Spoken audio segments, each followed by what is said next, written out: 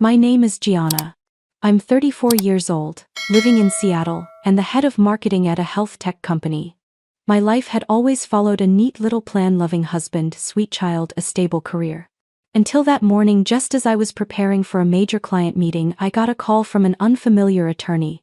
His voice was low, hesitant, and then he said, clearly and deliberately, "We have reason to believe that Ethan, your 12-year-old son, may have been switched at birth."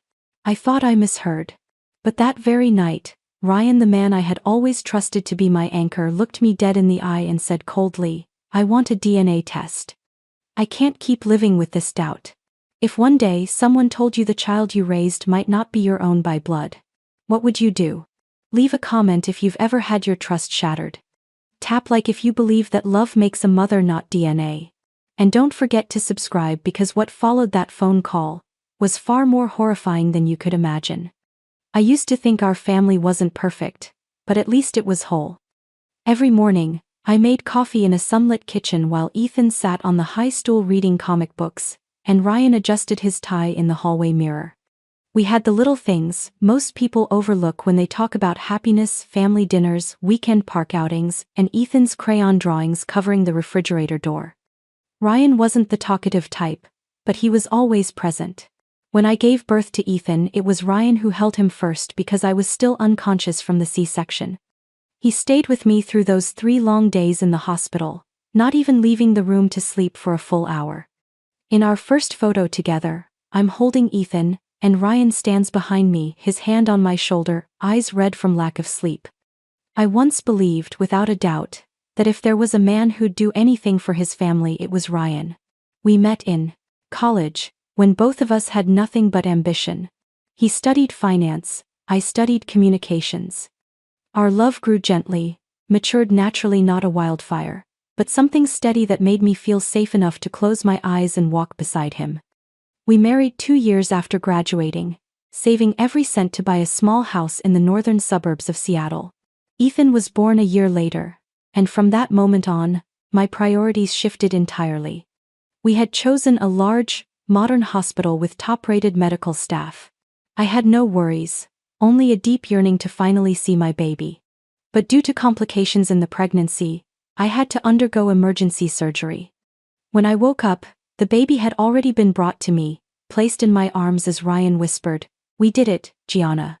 12 years went by, and I never once questioned that truth. Until that Tuesday evening, after a late dinner, when Ryan knocked on the door to my home office. Ethan was already asleep, and I was working on a new product launch campaign. Ryan stood there with his hands in his pockets, his gaze unfamiliar.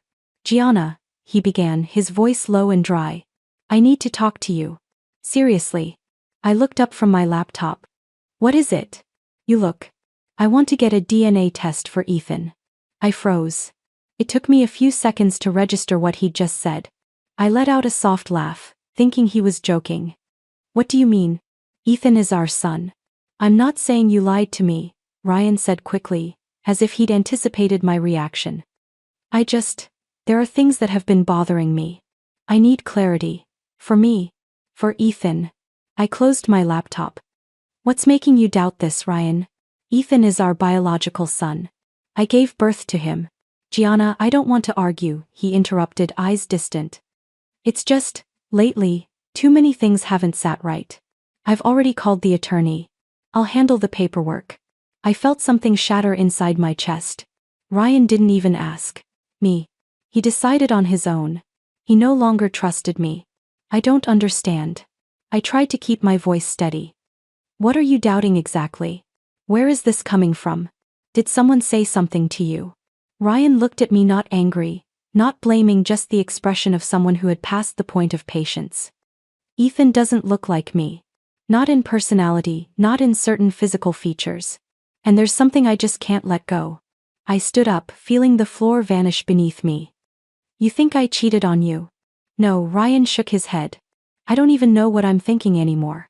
I just need to know." I had no words. When did the man who once promised to trust me no matter what start looking at me like a puzzle to solve? When did our marriage replace trust with a DNA certificate? That night, I didn't sleep. I lay beside Ryan, listening to the rhythm of his breath, the ticking of the wall clock, while my mind crashed with endless thoughts. Ethan is my son. I carried him. I gave birth to him. I endured every contraction, every stitch. How could anything be wrong? But what if Ryan was lying? What if this was an excuse for something bigger, a way to blame me, to cover up something of his own? Or maybe someone had planted this doubt in his mind. The next morning, while Ethan ate breakfast, I watched him closely. The wavy dark brown hair, those sharp eyes, the way he tilted his head when thinking through a math problem. How could he not be my child? I said nothing. I smiled, poured the milk, served breakfast just like always.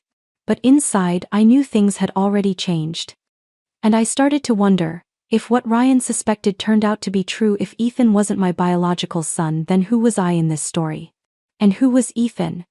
After Ryan brought up the DNA test, the air in our home grew so heavy I could almost hear the silence.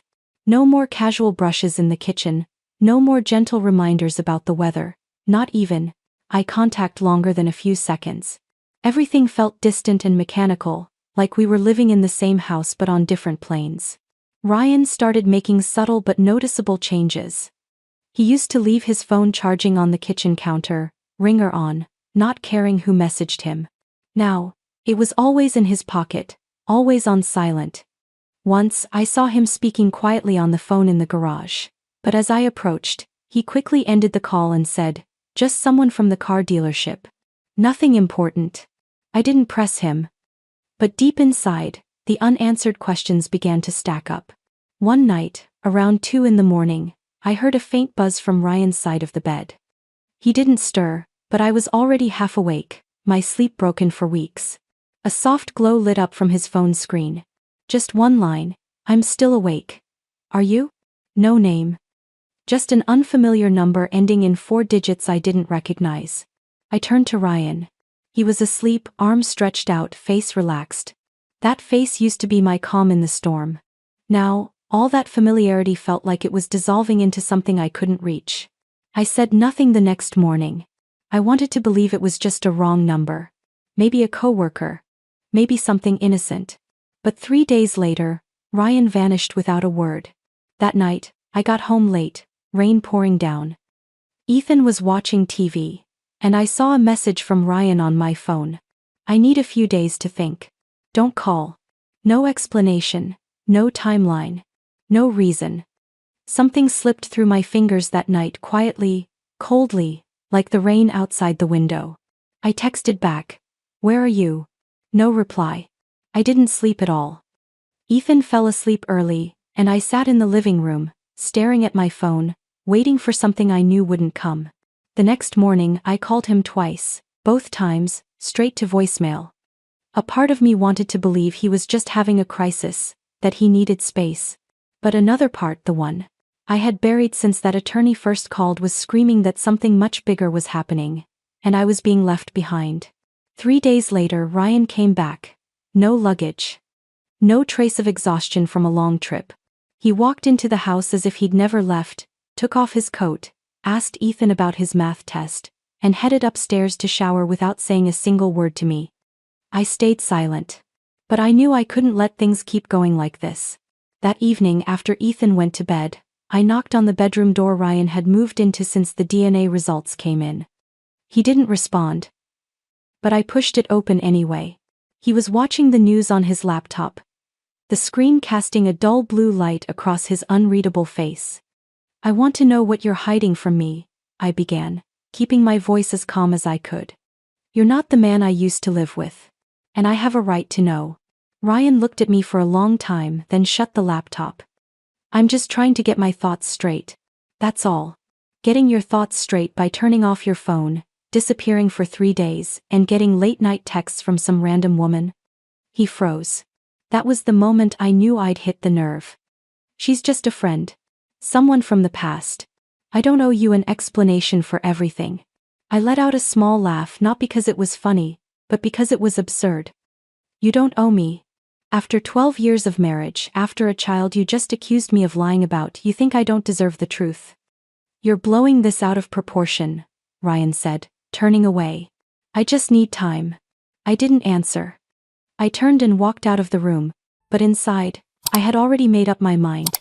I wasn't going to keep waiting for answers from a man who only knew how to hand me more questions. The next day, after Ryan left for work, I went into his room. His laptop had a new password. We had never kept secrets like that before.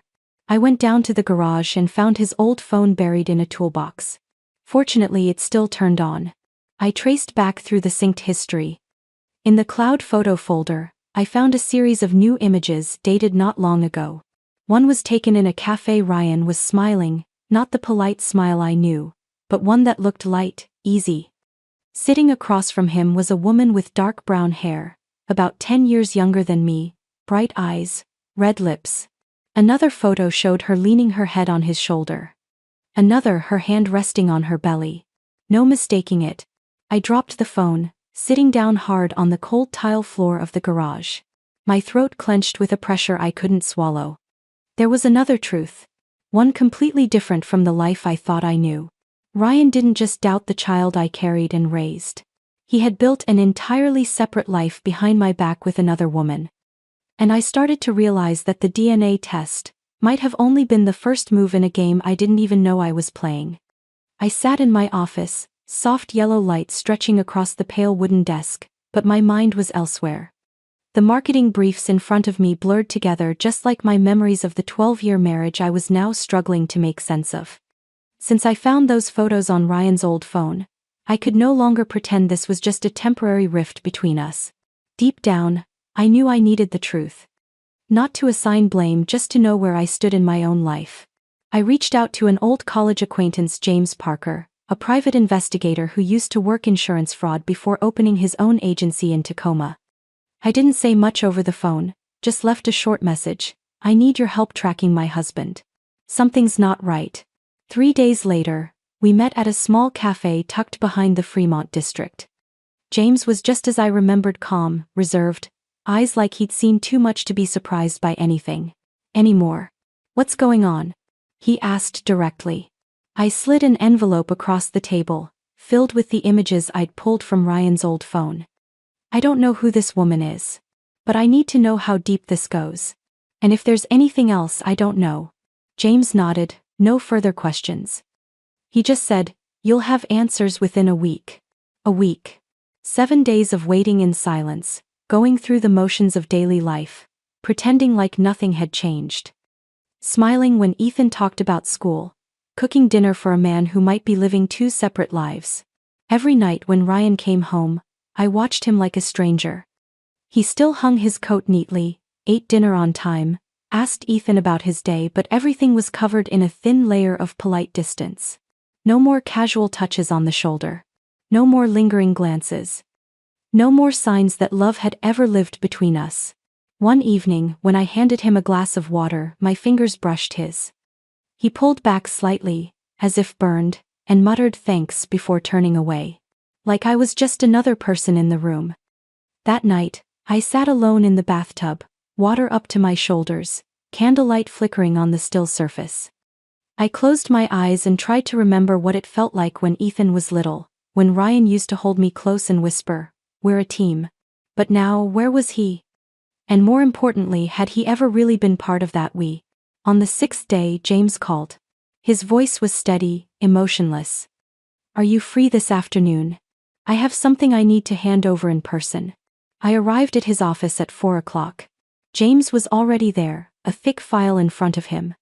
He didn't say anything, just pushed it across the desk. I opened it. Clear photos taken from different angles.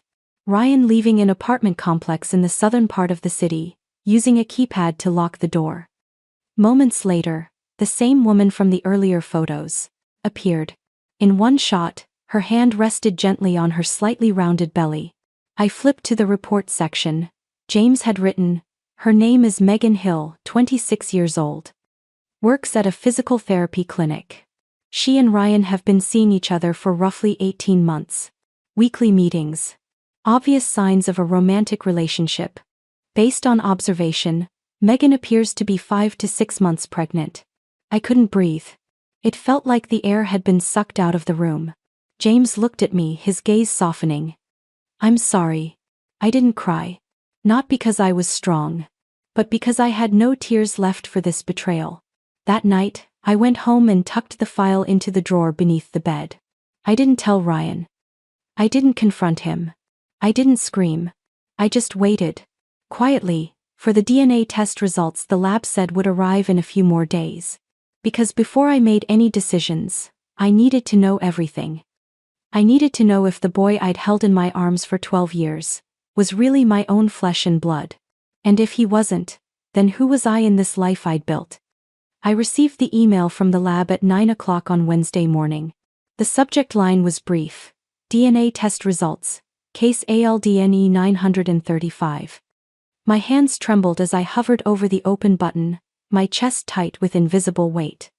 Ethan was eating breakfast in the next room, the clinking of his spoon against the bowl sounding light and carefree as if nothing in the world was out of place. I clicked the attachment and skimmed through the biological data, the technical language, until my eyes landed on one bolded sentence in the middle of the page. Probability of biological relationship between the DNA sample of Ryan Alden and Ethan Alden, 0%. Probability of biological relationship between the DNA sample of Gianna Alden and Ethan Alden, 0%. I had no idea how long I sat staring at that screen. Maybe a few minutes. Maybe hours. All I knew was that the sounds around me had faded, and the entire house felt like a void suspended in time.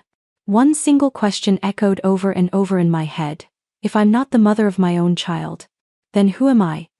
When I stepped out of the room, Ethan had already finished washing the dishes and was zipping up his backpack. He looked at me and frowned. "Are you okay, Mom?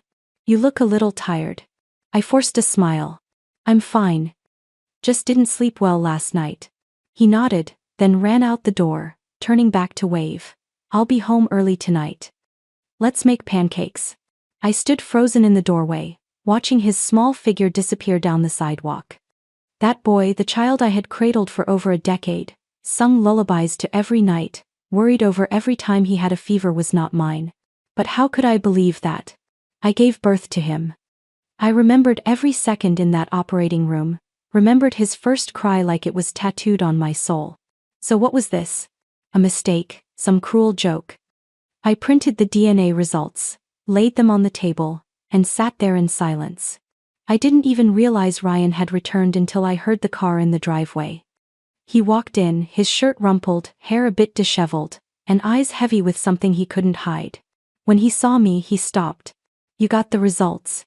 he asked, voice hoarse. I nodded but said nothing. I didn't blame him for requesting the test. I wasn't even angry at him anymore for doubting me. All I felt was an emptiness between us, as if everything that had once tied us together had been severed by that bolded 0%. Ryan walked to the table, picked up the paper, read it silently. Then he sighed and pulled out a chair to sit down. I don't know what to say," he murmured, eyes fixed on the page. "What are you going to do?" I asked, my voice oddly calm. He was quiet for a long time, then said, "I can't stay. I need to go. To think. I don't know who Ethan is anymore. And to be honest, I don't know who you are either." I didn't yell. I didn't cry. I just looked at him, and in that moment, I understood he had made his choice. Not to choose truth, but to retreat from it. He stood up, grabbed his coat and keys, then paused at the door. "I'll keep supporting Ethan financially until everything is figured out," he said, then turned and left. I didn't walk him out. I just sat there in the echo of his absence, like someone waking from a dream that had suddenly shattered. That night I couldn't cook. I ordered pizza for Ethan, but when he came home and saw me sitting silently at the kitchen table, he set the box down and walked over. "Mom, what's going on? Where's Dad?" I looked at him, and those clear, innocent eyes made my throat tighten. I couldn't tell him the truth. "Not yet. Dad's on a business trip for a few days," I lied, my voice barely above a whisper. Ethan looked at me for a moment, then softly said, "I'll eat the pizza by myself. You should rest." I nodded. He didn't ask anything more. But before he went upstairs, he turned back and said, "I love you, Mom." I didn't know what to say. All I could manage was a small nod and a broken whisper, "I love you too." I went to the bedroom, lay down, eyes wide open, staring at the ceiling. Inside me was a bottomless emptiness. Not just because Ryan had walked away, not just because Ethan wasn't my biological child, but because I no longer knew what was real. My whole life had been built on a memory that might not even belong to me. I began to ask myself hard questions. Could it be? The baby had been switched at birth? Was there someone out there raising my biological child without even knowing it? And Ethan, if he ever learned the truth, would he still look at me as his mother?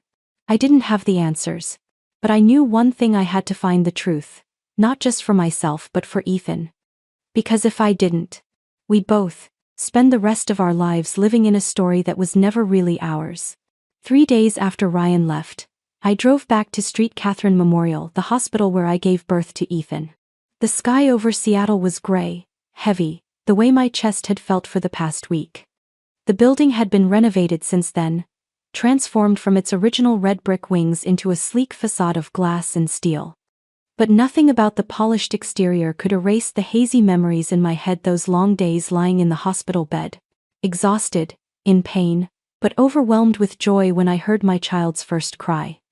I walked into the main lobby, took a deep breath, and approached the front desk. A young woman in a light blue blouse looked up and offered a professional smile. "How can I help you today?" "I'd like to request my medical records," I said, keeping my voice steady. "I gave birth here in January, 12 years ago. January 4th. She typed a few things on her keyboard, then frowned slightly. "Can you provide the full name and birth date of the patient?" "Gianna Alden. December 28th. She nodded and kept typing. A few seconds later, her expression shifted: not exactly confusion, but something close. "Miss Alden, your records aren't showing up in our digital system. Cases before 2013 may have been stored in physical archives or transferred off-site. You may need to file a formal request through the Records Management Office." I kept my face neutral. "I'm willing to do whatever paperwork is needed, but I need access to the records from that day. Today." She glanced around, then lowered her voice. "I'll call our medical records supervisor. Please wait a moment." 15 minutes later, an older woman with neatly tied silver hair walked out from a hallway to the left. Her name tag read, Margaret D. Lively Patient Services Supervisor. I stood as she approached. "You're Gianna Alden?" she asked, her expression kind but cautious. "Yes. I gave birth here 12 years ago. And I believe there may have been a mistake." Miss Lively didn't press. She gestured for me to follow her into a small room tucked behind the administrative area. It wasn't an office; it looked more like a storage archive, filled with metal cabinets, paper files, and dust-covered boxes. "Have a seat," she said, then pulled a chair across from mine. "I remember that delivery quite clearly. You were brought in for an emergency C-section. Breech presentation, elevated blood pressure. You lost a lot of blood. We had to transfer your baby to the special care nursery." I nodded. Those memories weren't crystal clear, but fragments of them had stayed with me. "I barely held him until the next morning." "That's right," she said, a hint of sympathy in her eyes. "At that time, we were in the middle of transitioning from paper charts to digital records. Some emergency cases, especially ones like yours, weren't archived as cleanly as they should have been." My stomach clenched. "You mean my file might have been lost?" "Not necessarily," she replied, then stood, opened a large metal drawer, and pulled out a storage box. She flipped through stacks of paper with a practiced eye. After about 5 minutes, she paused. "Here's your surgical record. Gianna Alden. January 4th. I leaned in. The page was filled with rushed handwriting, faded copies of fetal monitoring strips, and a list of attending nurses. But the section detailing the infant transfer, charting the movement of the newborn from delivery to the nursery, was blank. "What about this section?" I asked, pointing. "There should have been a complete record," Miss Lively said softly. "But as you can see, one page is missing." "What was on that page?" I asked, though deep down I already had a feeling. It would have stated where the infant was transferred, by whom, and at what time. It also includes the wristband ID confirmation with the mother's file. She paused, her voice slowing. "That page is critical." I felt a cold chill rush down my spine. And now it's gone. Miss Lively didn't answer right away. She stared at me for a long moment, then spoke carefully. I can't say for certain that anything wrong happened. But at that time, it was chaotic. 2 nurses quit without notice. A new one had just been hired that same week. And we did receive some concerns about errors back then. But no one followed up. There was never enough evidence to justify an investigation. And every family left the hospital with the baby they believed was theirs. No one thought something might have gone wrong.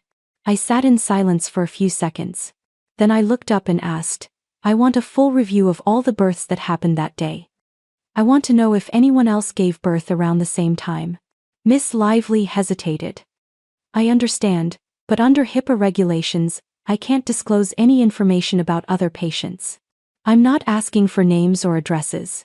Just a list of record numbers. My attorney will handle the rest if needed.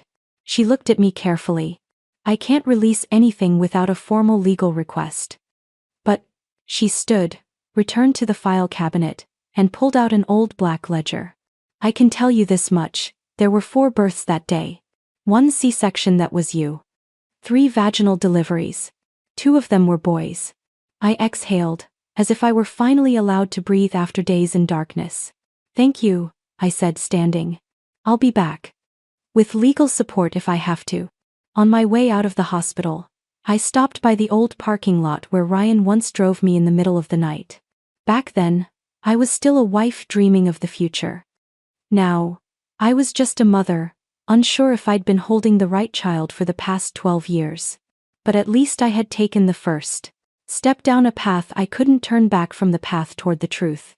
I couldn't sleep that night after leaving Street Catherine. The pieces in my head kept spinning, like someone was trying to rearrange my entire life into a new order, and I had no idea what I'd find at the end of it. The next morning, I called Nathan Marks, the attorney my close friend Linda had once recommended. After I explained everything, he agreed to take on the case and began filing the paperwork to legally request the hospital's records. A week later, Nathan called me while I was waiting for Ethan to get out of school. His voice was calm but firm. Gianna, we've received a response from the hospital. As expected, they declined to release the identities of any other patients. But there's one detail that stands out. I gripped the phone tightly. There was a vaginal delivery on the same day as yours, also a baby boy. That family submitted a concern back in 2010 about the child's blood type not matching theirs. It wasn't logged in the official file, but it was mentioned in an internal note. I froze. The mother's name is Laura Jennings, Nathan continued. She lives in Renton.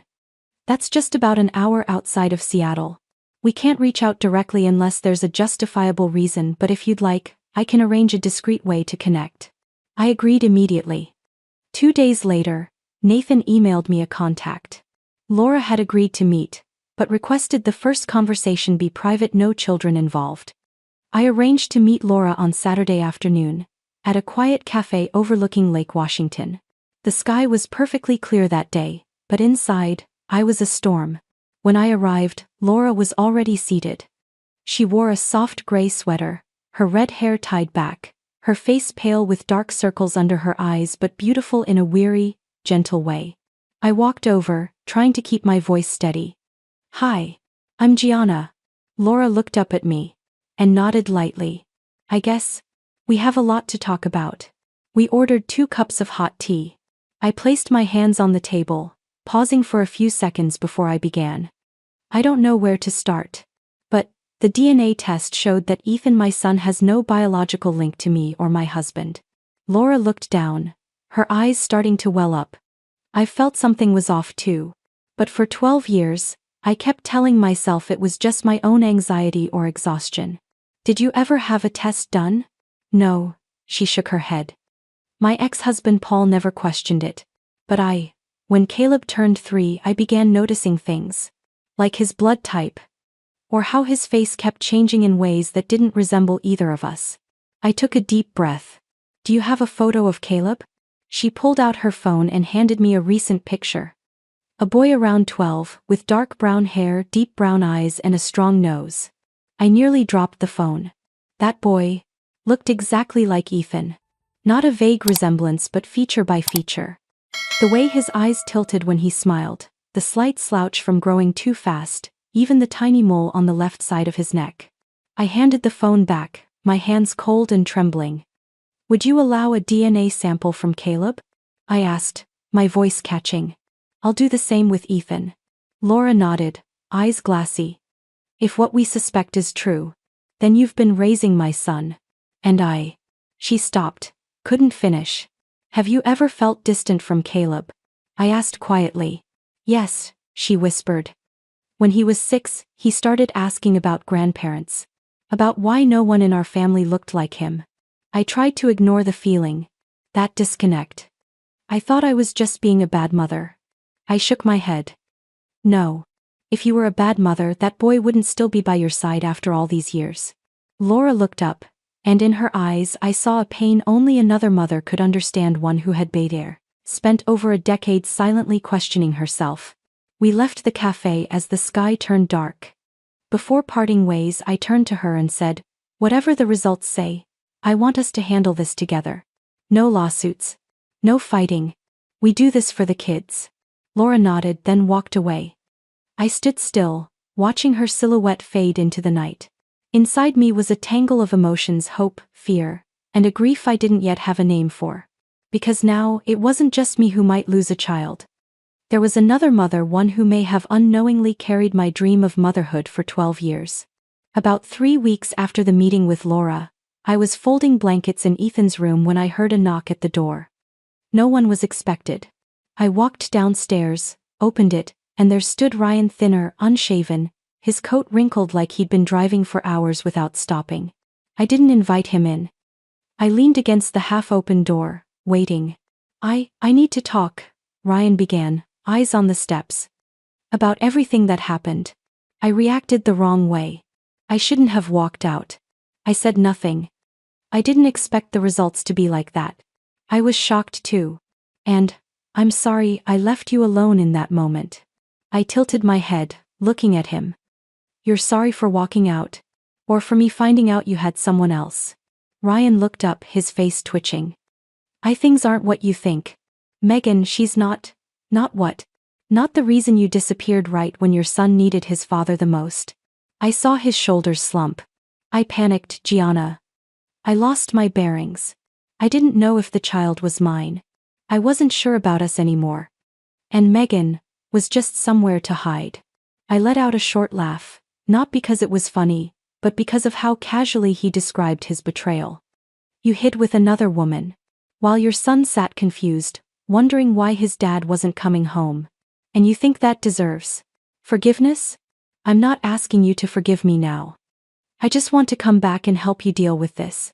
I looked him straight in the eyes and said slowly, "You're no longer in a position to deal with anything with me." I was about to close the door when he added, "I know you've been looking into the hospital. About the baby switch. I also have some information." I paused. "What kind of information?" He handed me an envelope. Inside was a printed document, an internal report showing an unusual transfer of funds from the Postnatal Care Support Fund at Street Catherine. The money had been rerouted into a personal account. The account name was Henry Callan, former hospital admin director, and Ryan Alden. I looked up, my chest tightening. "I used to work as a financial advisor for Henry," Ryan stammered. "I didn't sign off on it directly. But I knew. And I didn't say anything." "You're telling me you were involved in embezzling money from the same hospital where my child was switched at birth?" Ryan gave a slight nod. "I didn't think it was connected. But now I'm not so sure. I came to tell you. Because I know you won't stop." I stepped back, a chill spreading through me. "No, I won't." 3 days later, I sat in Nathan's office and signed the formal complaint to Sioux Street Catherine Memorial for negligence in a newborn switch, failure in record keeping, and a civil investigation into financial misconduct. Nathan reviewed each section carefully, eyes sharp as a scalpel. "This won't be easy," he said. "The hospital has its own legal team, and they're good. They'll deny, stall, and blame former staff." "I don't care how long it takes," I replied. "I need the truth. Not just for me. For Ethan." Once the lawsuit was filed, things started moving faster than I expected. Local media picked up the story. A woman sues a hospital over a suspected baby switch 12 years ago. It sounded like an old movie plot, but it was real. One paper even found an old photo of me from a corporate charity event and headlined it, "Marketing Director Sues Former Hospital After DNA Shock." The calls came flooding in. Some were concerned, some nosy, others just plain intrusive. My coworkers were skeptical.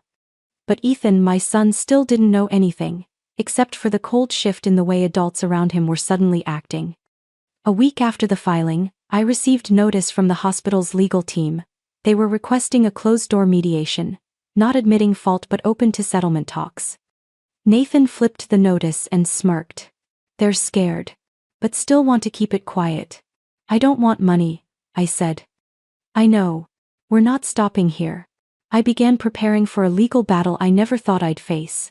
Sleepless nights, Ethan asking, "Why are you sad, Mom?" Those quiet moments when I caught his face behind his bedroom door, each one cut deeper than the last. But I knew that if I didn't do this, no one else would. And the truth would be buried, just like that missing hospital record page they claimed was no longer in the system. I'm Ethan's mother. Not by blood, but by heart. And that heart would no longer accept lies. One December morning, I got a call from Diana Lively, the hospital records supervisor, the woman who had first shown me my C-section file. Her voice was soft, hesitant. "Gianna, could you meet with me?" "But not at the hospital. I resigned last week." I held my breath for a moment. "You quit?" "That's something I'll explain in person. I want to show you something I never thought I'd take out of storage. But I can't stay silent anymore." We agreed to meet at a small bakery about a 20-minute drive from downtown. I arrived early, picked a corner table, and ordered 2 chamomile teas. When Diana walked in, she wasn't wearing her white coat anymore, just a gray trench coat, holding a brown paper bag. She sat down, her frail hands resting on the table. "Do you remember when we first met? I told you I used to handle paper records before everything went digital." I nodded. Well, not every record was digitized as required. Some were selected to stay hidden. I didn't understand why until 2013. That year, I found an unsigned internal report in a locked drawer, no case number, no official signature. She pulled an old folder from the paper bag, its cover worn, spine bent. Inside was a photocopy, ink faded in places but still legible. I picked it up and turned to the first page. Internal report. Urgent subject. Infant transfer and special observation, postnatal ward 1. A. January 4, 2009. "Look here," Diana said, pointing to a line with underlined handwriting. Newborn ID 09447 A was moved to observation without matching the wristband to the mother's file. Performed by new nurse, name Penbrook. My heart dropped. Penbrook? She only worked here for just over 3 weeks. I remember because I personally trained her. And I remember the next morning she came to my office, crying. She said she thought she had switched 2 babies. "And what happened after that?" I whispered. Henry Callan, the head of administration back then, was right there in my office. He said he would handle it internally and told me not to make any official notes. I stayed silent, and to this day, I still wonder what I helped bury. I folded the file closed and looked at her. "Why are you deciding to speak up now?" Diana looked at me, her eyes tired. "Because I've lived too long with the regret. And because for the first time, someone is brave enough to go all the way to uncover the truth." We sat for a little while longer. Before we parted, she pressed a handwritten note into my hand. "If you want to find Miss Penbrook, this is her old address. She changed her last name after getting married. Might be living in a town up north now." That evening when I got home, there was an envelope in the mailbox with no sender listed. I opened it. Inside was a photo of me and Ethan at the basketball court behind our house. On the back, written in ballpoint pen, were the words, "Some kids are better off never knowing who they really are." My hands trembled. My heart pounded. I looked around, but the street was dark and empty. I gave the photo to Nathan the next morning. He frowned, examined the back, and immediately sent it to a private forensic office. We can check for fingerprints, review the building's camera footage.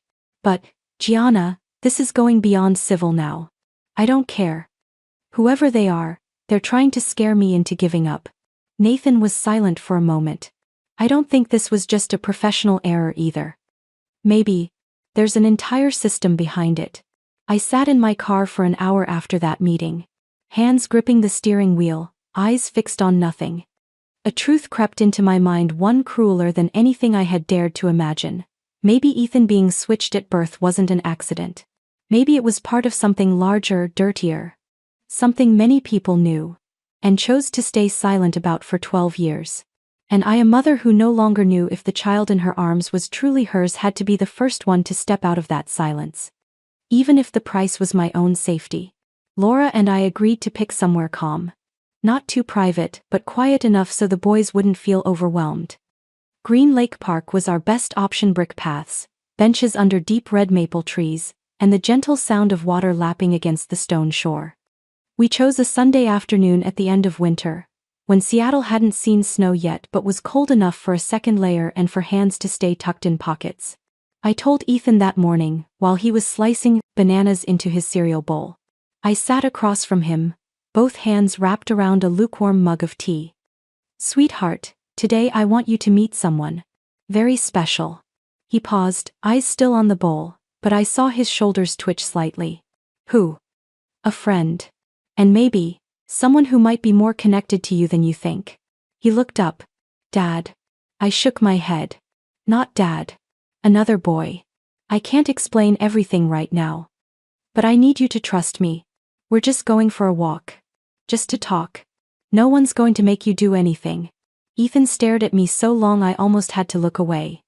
Finally he gave a small nod, then went back to his cereal without another word. Laura and Caleb had arrived early. I spotted them near the lake entrance, their shadows stretching long across the gray brick path. Laura wore a beige turtleneck sweater, one hand resting gently on Caleb's shoulder. He stood still, hands in his coat pockets, wind-mussed hair, eyes scanning the surroundings cautiously. Ethan walked beside me, fingers clutching his jacket zipper, eyes fixed on a dry leaf spinning ahead of us. As we got closer I paused, bent down and whispered, "You only have to listen. If you're uncomfortable we can leave at any time." He nodded. I looked at Laura. She smiled, a nervous, hopeful smile. "Ethan, this is Miss Laura. And this is Caleb." The boys looked at each other. I couldn't tell what they were thinking, but there was something instinctual in the way they studied one another, like seeing a warped mirror reflecting pieces of themselves. Caleb broke the silence first. He spoke softly, awkwardly. "Hi. I'm Caleb. My mom said. This might be kind of weird." Ethan gave a slight nod. "Yeah. Kinda weird." The four of us began walking along the lake. No one said much. Just the soft scuff of shoes on damp brick, and the wind rustling through the trees. Laura and I stayed behind, close enough to keep watch, far enough not to intrude. Ethan and Caleb stopped at a wooden bench under the maple trees. They sat down, facing the lake. "Do you like basketball?" Caleb asked. "Yeah. I play at school," Ethan replied. "You're probably good." Caleb chuckled.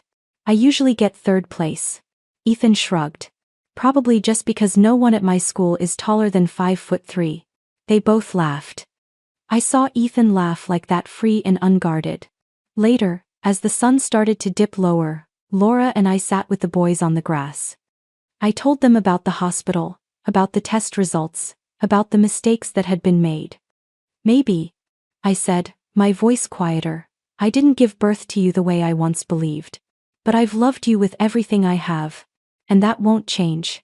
Caleb turned to Laura. "What about you, Mom?" She placed a hand on his shoulder. "Me too. Maybe your blood is different, but your heart will always be mine." Ethan said nothing. He stood up, walked a few steps toward the lake, then turned back. "So, if I'm not your real son," he looked at me, "does that mean Caleb is?" I nodded slowly. "That might be true." He turned to Caleb, asking softly, "Do you like pancakes?" Caleb furrowed his brow. "Love them. I even know how to make strawberry filling." Ethan nodded, his lips twitching. "Good.